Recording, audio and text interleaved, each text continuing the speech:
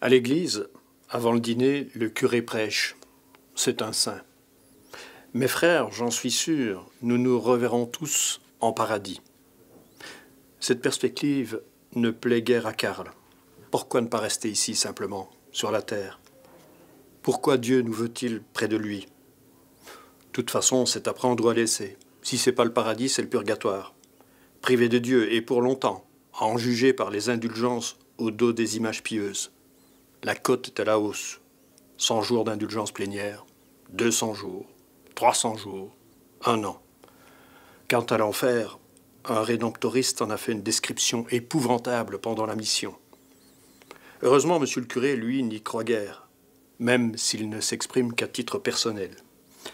Mes frères, nous ne savons pas s'il y a une seule personne en enfer.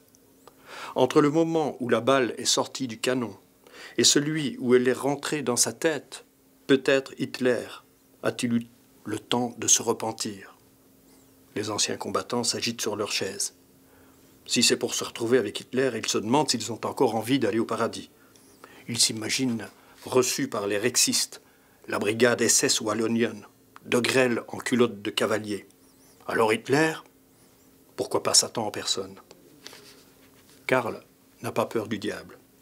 Un simple signe de croix le met en déroute. C'est facile. Ce qui l'effraie, c'est la Sainte Vierge. La Sainte Vierge apparaît aux enfants sans crier gare.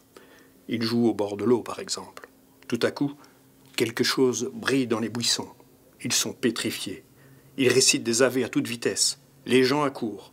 On leur enfonce des aiguilles dans les fesses. On leur passe les mains à la flamme des cierges. Ils ne bronchent pas. Quelle horreur! Chaque soir, Karl prie dans son lit. Il demande à la Sainte Vierge de ne pas lui apparaître. Il promet de ne pas mentir, de ne pas jurer, d'obéir à ses parents, de consacrer même toute sa vie au bien. Mais s'il vous plaît, très Sainte Vierge, ne m'apparaissez pas, je vous en supplie.